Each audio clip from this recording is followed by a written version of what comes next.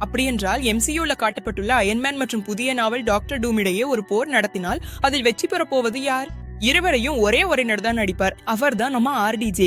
Doctor டூம் எவ்வளவு சக்தி வாய்ந்தவனாக இருக்க போகிறான் என்பதற்கான குறிப்பு இன்னும் மார்வல் வால்கள் தரவில்லை. ஆனா ஒரு விஷயம் உறுதி, டாக்டர் டூமை தோற்கடிப்பது அவ்வளவு எளிதாக இருக்க போவதில்லை. ஏனெனில் அவனை தடுக்க மல்டிவர்ஸ்ல உள்ள பல்வேறு அவெஞ்சர்ஸ் மற்றும் சூப்பர் ஹீரோஸ் எல்லோரும் ஒன்றாக வரப்போகிறார்கள். ஆனா ஃபேண்டாஸ்டிக் 4 படத்துல டாக்டர் டூம் எவ்வளவு பெரிய ஜீனியஸா இருக்க போகிறான் என்பதை நமக்கு சொல்லி இருக்கிறார்கள்.